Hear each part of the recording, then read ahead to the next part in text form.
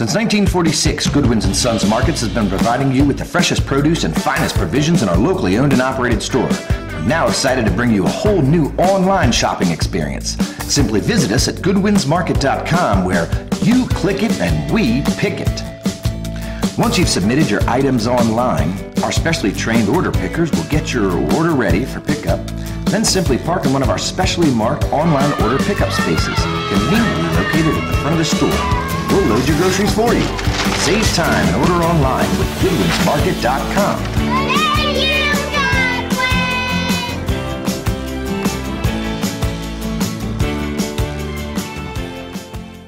Good morning, everybody. It's Raymond Ray with MountainReporter.com coming to you with Zach Behrens.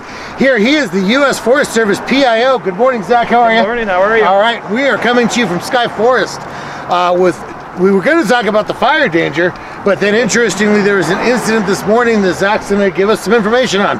Yeah, so about 7 a.m. this morning, there were reports of a vehicle that was somehow starting fires along Highway 38 on the east end of the Big Bear Valley, sort of between Lake Williams and Onyx Peak. It ended up being about 3 spot fires on the right-hand shoulder. About 2 of them were 10 by 10, another one was smaller, about 3 by 3. The Sheriff's Department did put out a BOLO, a be on the lookout, for F-150 with an extended cab. They said it was a green color, but I know you had some different information that you may want to talk about. Yeah, we were just going off of CHP reports, and CHP was saying that there was a red F-150 that was originally a suspect vehicle, but then there was a green F-150 that was a possible suspect vehicle. But when they actually stopped the green F-150, they were able to determine that was a citizen who was helping putting out the fires. They did get behind another red F-350 down by Bryant Road. Turned out not to be the guy, so not entirely sure. One thing I can tell you, there was no license plate. There's not really much we can do to help. Just, you know, it's one of those situations where regardless of the time of the year, regardless of the conditions, make sure that you're keeping that alert eye out, and if you see something, say something. Exactly. Yeah. Right on. So as far as weather goes, we got some interesting weather coming up at us. We do. Definitely on that same topic of if you see something, say something. Zach, you want to tell us what we're facing over the next couple days? Yeah, so starting this afternoon, we're going to get into Santa Ana conditions with really low humidity, so the vegetation is going to dry out, and with that wind, any sort of fire ignition could be difficult to control. We're putting it at a moderate risk right now. Over in LA County today, they're at a high risk, so fires could be very difficult to control in that case. That will be through Saturday morning at this point. Then we're looking at more coming back next week on Monday and Tuesday, with a moderate on Monday and a marginal on Tuesday.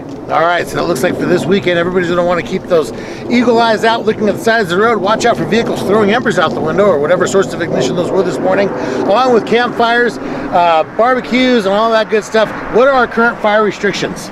Yeah, so current fire restrictions is, well, all year long, even if it's snowing outside, you can never have a campfire on the ground. You can't go disperse into the woods and have a campfire. That's absolutely a no, especially this next week. Smoking, you have to be inside your car. If you're on forest land, you can't go out in the woods and smoke or be in a parking lot. You need to be in your vehicle at this point right now. Does that include welding and all that you got to do in your car? Yeah, so anyone who has like a permit, yeah. So, just kidding. Well, we do have people who do stuff out in the forest. Right. A lot of people do welding on their private property, and they do need to check with CAL FIRE or the county on that. Okay. So on forest lands, if you're a contractor doing some wood cutting or any permitted activity, they have to call the PALS level. That's the project activity level. We update that daily at 5:30. It's a phone line. They know to call that, and that tells them if they can work to noon, or they can work to 5. Got it. Yeah. So there's definitely a lot more things than just having to worry about arsonists and careless smokers. Yeah. I mean, you think about it. I've seen fires where people parked on the grass wrong, and it was a source of ignition. So just really want everybody to be more observant and be more mindful this weekend as the conditions really get towards that dry, windy weather that is common for starting fires and getting them out of control. Yeah. Do you have anything else that you want to release to the public? Well, I just want to say there's other things that can start fires. If you're towing something and you have chains, good one. Dragging chains is a huge one. So make sure that those chains are wrapped up above the ground, because you can send sparks for miles as you're driving. As well as off-roading. We're here in Lake Arrowhead right now, it's the Sky Forest Center. This is the off-roading epicenter of the Mountaintop Ranger District, right? So spark arresters is definitely a must. All right. Cool. Well, thank you very much for your time.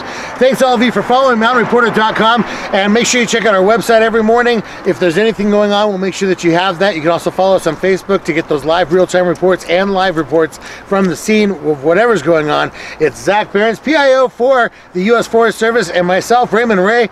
Wish you guys a great weekend. Be safe out there, and we'll talk to you soon.